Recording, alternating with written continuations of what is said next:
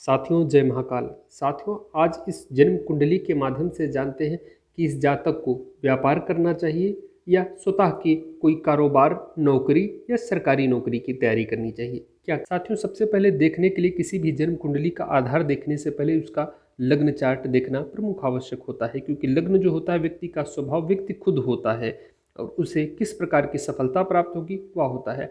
इस लग्न भाव का स्वामी जो है यानी 6 नंबर की राशि, यह राशि जो होती है यह कन्या राशि। कन्या राशि के स्वामी यहाँ पर बुध देव हैं। 3 और 6 नंबर की राशि के स्वामी बुध देव होते हैं। बुध यहाँ पर बैठे हैं छठे भाव में। छठे भाव में बैठना बुध का छठा भाव रोग ऋण शत्रु का होता है। इस जातक को स्वास्थ्य संबंधी परेशानियों का सामना करना पड़ता है, क्योंकि बुध अस्त अवस्था में है और यह छठे भाव में बैठना अच्छा नहीं माना जाता है, क्योंकि यह थोड़ा सा शारीरिक कष्ट परेशानियां देता है। लेकिन यह सेवा के भाव को देता है। ऐसा जातक जो होता है नौकरी के लिए उत्तम होता है, लेकिन अस्त बुध थोड़ा सा परेशानियों को, संघर्ष को देता है।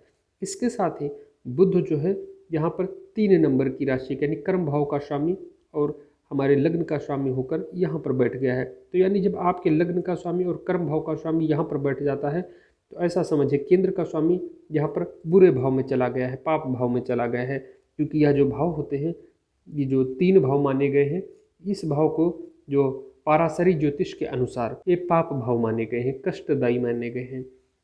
इस भाव में बुध का बैठ जाना, कहीं ना कहीं केंद्र का स्वामी जब त्रिशदाया भाव में बैठ जाता है तो कष्ट को पहुंचाता है, शारीरिक कष्ट बनता है, मानसिक कष्ट बनता है। ऐसे जातकों को अगर खुद का कोई रोजगार व्यापार करते हैं तो ऐसे जातकों को शत्रुओं का सामना करना पड़ता है, कॉम्पिटिटर काफ़ी अधिक होते हैं। लेकिन इसके साथ ही इस जातक को अगर बात करते हैं कि नौकरी या व्यापार, क्योंकि इसके कर्म भाव का स्वामी भी यह जो है यहाँ पर बुध होते हुए भी यहाँ पर जो है छठे भाव में है। कर्म भाव का स्वामी और लग्न का स्वामी है और यहाँ गुरु बैठा हुआ है कर्म भाव में। यह जो कर्म भाव होता है यह दशम भाव है और दशम भाव से दशम गिनते हैं, यानी यहाँ से दशम गिनते हैं 1 2 3 4 5 6 7 8 9 और 10। दशम भाव से दशम जो होता है वह हमारा सप्तम भाव होता है। यह भावत और भावम सिद्धांत के अनुसार, यानी जब कभी दशम भाव और दशम से दशम यानी यह भाव अगर पीड़ित ना हो, शुभ ग्रह हो और मित्र ग्रह यहाँ पर बैठे हों, तो ऐसा जातक कोई भी कार्य करता है तो काफ़ी सफल होता है।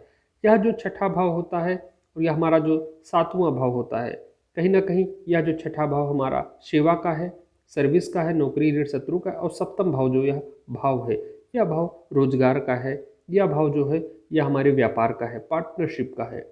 इस भाव में जब कभी सूर्य जैसा ग्रह बैठता है, थोड़ा सा हमारे वैवाहिक जीवन को कष्ट पहुंच सकता है, लेकिन यहाँ पर दशम से दशम को गिन लेते हैं भावत भाव सिद्धांत के अनुसार। ऐसे जातक यहाँ पर रोजगार, अगर यह कार्य करते हैं नौकरी का, यानी अगर यह सरकारी नौकरी से अधिक व्यापार में सफल होते हैं। लेकिन अगर यह सरकारी नौकरी ही करना चाहें तो क्या चांस है इसके। सबसे पहले बात करते हैं इनके कर्म भाव के स्वामी बुध हैं, ये छठे सेवा के भाव में बैठ गए हैं। इसके साथ इस स्थान में गुरु बैठे हुए हैं। गुरु की जो है पंचम दृष्टि पड़ रही है, सीधे पड़ रही है इस स्थान पर, यानी 1 2 3 4 और 5, यानी गुरु की जो है दृष्टि पड़ गई सीधे द्वितीय स्थान पर, द्वितीय भाव पर। द्वितीय भाव लाभ का भाव है और यह जो सप्तम दृष्टि है वह सीधे अपने ही घर पर पड़ रही है। जब कभी किसी ग्रह की दृष्टि अपने घर पर पड़ जाती है तो ऐसा जातक, यानी ऐसे जातकों को जो होता है जिस घर पे दृष्टि ग्रह की पड़ती है वह शुभ फल में वृद्धि करने वाला, तो भूमि भवन वाहन मकान संपत्ति का सुख काफ़ी मिलता है। ऐसे जातक एजुकेशन के सेक्टर में काफ़ी अच्छा नाम कमा सकते हैं। इसके साथ यह जो लक्ष्मी का इनकम का भाव है वह सीधे इसका स्वामी जो है सीधे यहाँ व्यापार के भाव में आ गया है। अगर बात करते हैं इन्हें कौन सा कार्य करना चाहिए, तो इन्हें व्यापार करना चाहिए। इसके साथ एक अहम सूत्र आपको दे रहे हैं जो अकाट है, यह आप लगा के देखना, आपको काफ़ी सफलता प्राप्त होगी।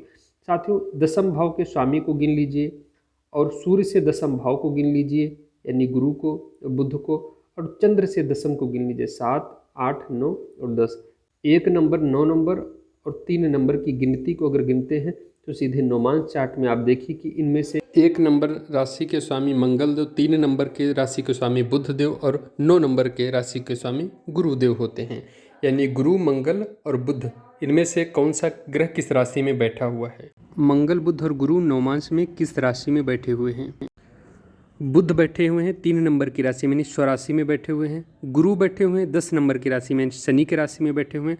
और यहाँ पर मंगल जो बैठे हुए हैं तुला की राशि में यानी शुक्र की राशि में। इसका मतलब बुध 2 बार आया है राशियों में, अपने ही राशि में। तो यहाँ पर बुध से जुड़े हुए कार्य हमें करने चाहिए, इसमें सफलता प्राप्त होती है क्योंकि हमारे कुंडली में बुध बलवान अवस्था में है। इस जातक को नौकरी की अपेक्षा स्वतः के कार्य व्यापार से अधिक सफलता प्राप्त होती है।